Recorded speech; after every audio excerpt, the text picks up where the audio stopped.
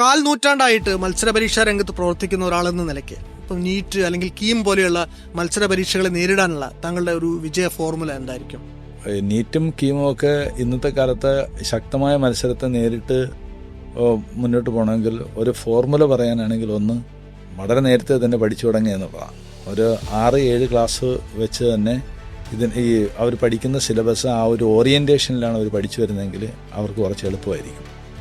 രണ്ടാമത് ഈ +1 +2 കാലത്ത് അത് കോഴ്സ് ഇൻ്റഗ്രേറ്റ് ചെയ്യുന്നതാണ് കൂടുതൽ മെച്ചം. ഇൻ്റഗ്രേറ്റ് ചെയ്തിട്ട് അതായത് എൻട്രൻസിൻ്റെ സംഭവങ്ങൾ ഇൻ്റഗ്രേറ്റ് ചെയ്യുന്നതായിരിക്കും കൂടുതൽ മെച്ചം.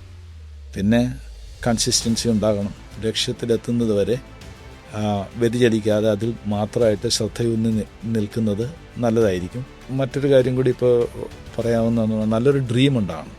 കൃത്യമായിട്ട് ഈ ഡോക്ടറാകണമെങ്കിൽ ഡോക്ടറാകണമെന്നുള്ള സ്വപ്നം ഹൃദയത്തിൽ കൊണ്ടു നടന്ന് അത് പ്രാവർത്തികമാകുന്നത് വരെ വെയിറ്റ് ചെയ്ത് പരിശ്രമിച്ചു കഴിഞ്ഞാൽ ഡെഫിനറ്റ്ലി എത്താൻ സാധിക്കും. എൻ്റെ ഒരു അനുഭവത്തിൽ ഉപബോധ മനസ്സിലേക്കൊരു കാര്യം സ്വീകരിക്കപ്പെട്ട് അത് ശരിക്കും അതിനകത്ത് എൻകോഡഡ് ആണെങ്കിൽ ഡെഫിനറ്റ്ലി അത് മാനിഫെസ്റ്റ് ചെയ്യും.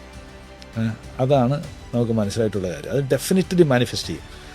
അപ്പോൾ അങ്ങനെ ഒരു സംഭവം ചെയ്തെടുക്കുന്നത് കാരണം വളരെ വീക്കറെന്ന് നമുക്ക് തോന്നിയ പല പിള്ളേരും പിന്നീട് മാഗ്നിഫിഷ്യൻ്റ് ആയിട്ടുള്ള റിസൾട്ട്സ് കാണിച്ചിട്ടുണ്ടായിരിക്കും പുറത്തേക്ക് വരുന്നത്.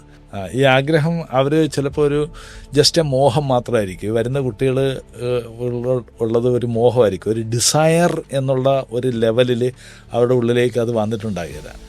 ഈ മോഹവും ഡിസയറും തമ്മിൽ ഒരു ഗ്രേഡേഷൻ വ്യത്യാസമുണ്ടല്ലോ. ആ ഡിസയറാക്കി മാറ്റുന്നതിൽ നമ്മൾ പരിശ്രമിക്കുക, അവരുടെ ഉള്ളിൽ ഡിസയർ സൃഷ്ടിച്ചെടുക്കുകയും ചെയ്തു കഴിഞ്ഞാൽ ഇത് മെഡിക്കൽ എൻട്രൻസ് എന്നല്ല, ഏത് മേഖലയിൽ വേണേലും ഇവരെ തിളക്കമാർന്ന വ്യക്തിത്വങ്ങളാക്കി മാറ്റാനായിട്ട് നമുക്ക് സാധിക്കും. ഏത് മേഖലയിൽ വേണേലും ചെയ്യാൻ പറ്റും.